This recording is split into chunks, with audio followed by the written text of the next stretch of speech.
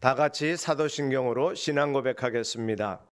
전능하사 천지를 만드신 하나님 아버지를 내가 믿사오며 그 외아들 우리 주 예수 그리스도를 믿사오니 이는 성령으로 잉태하사 동정녀 마리아에게 나시고 본디오 빌라도에게 고난을 받으사 십자가에 못 박혀 죽으시고 장사한 지 사흘 만에 죽은 자 가운데서 다시 살아나시며 하늘에 오르사 전능하신 하나님 우편에 앉아 계시다가 저리로서 산자와 죽은 자를 심판하러 오시리라. 성령을 믿사오며 거룩한 공회와 성도가 서로 교통하는 것과 죄를 사하여 주시는 것과 몸이 다시 사는 것과 영원히 사는 것을 믿사옵나이다. 아멘.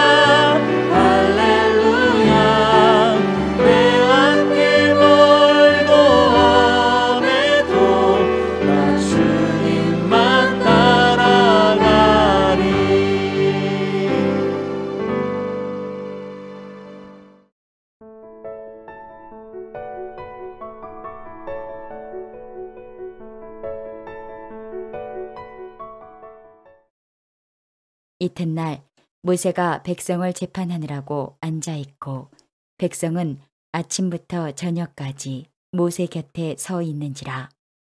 모세의 장인이 모세가 백성에게 행하는 모든 일을 보고 이르되 내가 이 백성에게 행하는 이 일이 어찌 됨이냐.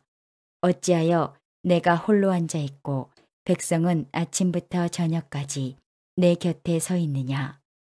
모세가 그의 장인에게 대답하되 백성이 하나님께 물으려고 내게로 옴이라. 그들이 일이 있으면 내게로 오나니 내가 그 양쪽을 재판하여 하나님의 율례와 법도를 알게 하나이다. 모세의 장인이 그에게 이르되 내가 하는 것이 옳지 못하도다. 너와 또 너와 함께한 이 백성이 필경 기력이 쇠하리니 이 일이 내게 너무 중함이라. 내가 혼자 할 수 없으리라. 이제 내 말을 들으라. 내가 내게 방침을 가르치리니 하나님이 너와 함께 계실지로다. 너는 하나님 앞에서 그 백성을 위하여 그 사건들을 하나님께 가져오며 그들에게 율례와 법도를 가르쳐서 마땅히 갈 길과 할 일을 그들에게 보이고 너는 또 온 백성 가운데서 능력 있는 사람들 곧 하나님을 두려워하며 진실하며 불의한 이익을 미워하는 자를 살펴서 백성 위에 세워 천부장과 백부장과 50부장과 10부장을 삼아 그들이 때를 따라 백성을 재판하게 하라. 큰 일은 모두 내게 가져갈 것이요 작은 일은 모두 그들이 스스로 재판할 것이니 그리하면 그들이 너와 함께 담당할 것인즉 일이 내게 쉬우리라. 내가 만일 이 일을 하고 하나님께서도 내게 허락하시면 내가 이 일을 감당하고 이 모든 백성도 자기 곳으로 평안히 가리라. 하루가 지났습니다. 모세의 간증을 들은 장인이 모세의 사역을 지켜보았습니다. 장인이 본 모세의 사역 답답했습니다. 왜냐하면 하루 종일 모세는 재판 자리에 앉아서 이스라엘 백성들의 억울한 또 재판을 필요로 하는 내용들을 들어주고 해결하고 있었던 것입니다. 하루 이틀은 가능하겠지만 계속되는 이 재판 과정에서 옆에서 지켜본 이드로 장인의 시선으로 볼 때 이거는 참 혼자 감당하기엔 어려운 짐이다. 그래서 이제 모세에게 제안을 하는 거죠. 내가 이렇게 해서는 길게 할 수 없다. 그 내용이 이제 18절에 이렇게 기록되어 있습니다. 너와 또 너와 함께한 이 백성이 필경 기력이 쇠하리니 이 일이 내게 너무 중함이라 내가 혼자 할 수 없으리라. 아멘. 아마도 모세는 이것은 자기가 혼자 감당해야 될 일이라고 생각했을 것입니다. 백성들을 말씀에 따라 잘 가르치고 재판해야 되는 이 상황을 누가 감당할 수 있을까? 부분적으로는 옳을 수도 있습니다만 밖에서 보는 시선으로 볼 땐 이것은 필요한 일이지만 또 혼자 하는 것이 가장 효과적이겠지만 이렇게 해서는 길게 사역은 할 수 없다. 누군가와 함께 해야 된다. 동역을 해야 된다 하는 시각이 전혀 외부 사람인 장인 이드로에게서 나옵니다. 우리는 이 간단한 사건을 오늘 현대 그리스도인의 삶에서 또 공동체 안에서 함께 더불어 동역하면서 함께 어우러져가는 공동체 생활에서 또 인생을 사는 삶의 여정에서 잘 적용할 필요가 있습니다. 모세는 하나님이 붙여주시는 동역자들이 있었습니다. 처음 시작할 때는 아론이 있었죠. 또 출애굽하는 과정에서 여호수아가 그와 함께합니다. 그리고 17장에서 아멜렉 전쟁을 할 때에는 모세가 손을 들고 있어야 할 때 아론과 훌이 옆에서 손을 들어주었습니다. 성경에서는 이들이 어떻게 해서 동역됐는지 하나님이 설명해 주시기도 하고 아론과 훌 경우엔 특별한 설명 없이 그냥 함께 했었을 것입니다. 아니 모세가 혼자 손을 들고 있었어도 되는데 왜 아론과 훌의 옆에서 손을 같이 들어주었을까요?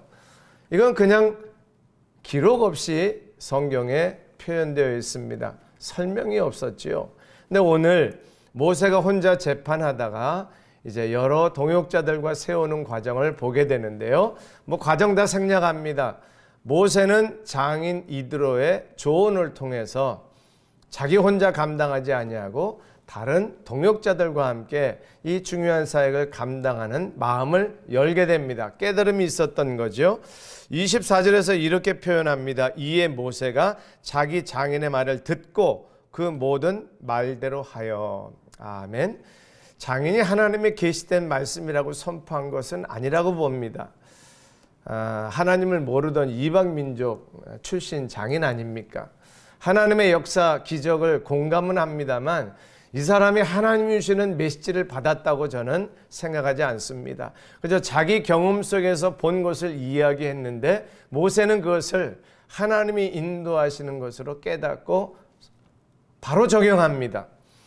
저는 이것이 성경에서 꼭 하나님이 지시하신 메시지가 담겨 있다고 해석하지 않더라도 일상 속에서 하나님께서 만남의 복을 더하시고 때로는 주변 환경들을 통해서 깨닫게도 해주시고 또 사람들의 직접적인 조언도 듣게 하셔서 하나님이 온 우주 만물을 다스리시면서 보편적인 인도하심 속에 하나님의 백성들에게 주시는 지혜가 있고 하나님이 그런 것들을 도구로 사용하셔서 그리스도인들이, 하나님의 자녀들이, 하나님의 백성들이 세상에서 지혜롭게 살도록 하나님께서 이끌어 가신다고 저는 믿습니다. 직접적으로 장인 이드로가 하나님이 보낸 사람이라고 말하기는 어렵겠지만 하나님은 장인을 통해서도 모세의 짐을 덜어주셨습니다. 오늘 나에게 찾아온 장인 이드로는 누굴까요?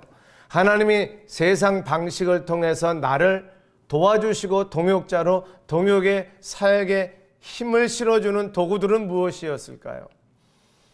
코로나가 오기 전에도 동영상 예배는 있었습니다.